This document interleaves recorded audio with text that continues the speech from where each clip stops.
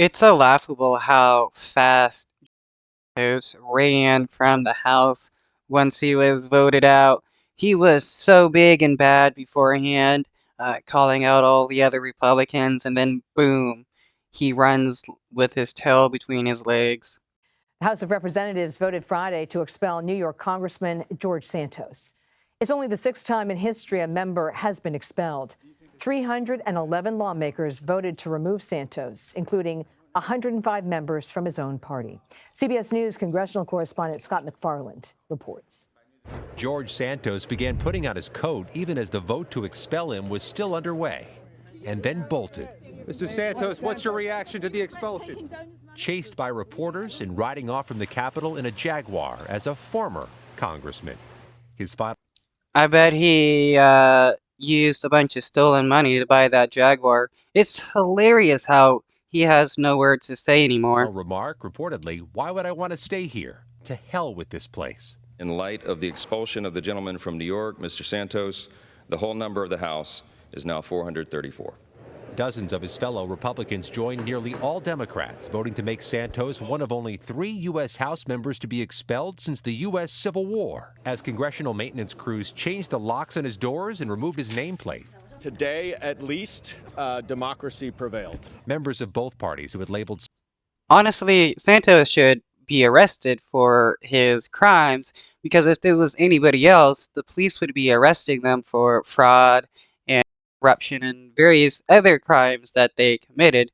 But when you're just a congressman or an ex-congressman, you can just walk away free. Santos, a crook and a distraction, celebrated the move. Are you surprised by how any of that played out today? No, but I'm pleased to see that this institution did the right thing. Republican leadership, worried about their narrow majority, tried to save him by voting against removal. Do you think Mr. Santos should stay? I'm not going to vote to expel. Arguing it sets a bad. Yeah, it's hilarious that there are Republicans that don't want to expel him, knowing that he's a crook, while also claiming that they're people that they support law and order. You can't really say you support law and order when one of your fellow Republicans is blatantly corrupt and you don't want to expel them. Bad precedent to remove a member who hasn't been convicted of a crime. But Santos is facing trial next summer on 23 federal charges, including to accusations he stole his campaign donors' credit card numbers and racked up thousands of dollars in charges. I don't care that he hasn't been convicted. The fact that he's being charged and accused of so many crimes is more than enough to have a congressperson removed. If come to find out that a congress member accused of being corrupt isn't actually corrupt, then they can just have their seat back automatically. But if there is a congress member accused of being corrupt and committing crimes, well, then the cops should escort them out of the Congress without any vote on if the person is corrupt or not. I have been convicted of no crimes, Mr. Speaker.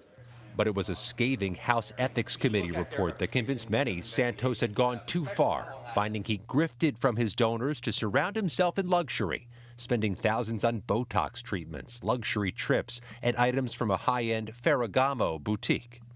Just this week, one of his colleagues, Ohio Republican Max Miller, alleged his credit card and his mother's were among those fleeced by Santos. You, sir, are a crook. Scott McFarland joins us now from Capitol Hill. Scott, will the Santos expulsion impact Speaker Johnson's agenda? Quite a bit. Speaker Johnson, Republicans had just a 5-seat majority. They've lost 20% of it. It's down to 4. There'll be a special election, a pretty expensive one in one of the few competitive congressional districts across America, Catherine. But Democrats are bullish on their chances of winning it. And with all the big things still ahead, government shutdown deadlines, Israel aid, Ukraine aid, the House majority, which has struggled with its narrow majority so far, now has even a thinner margin for error. Scott.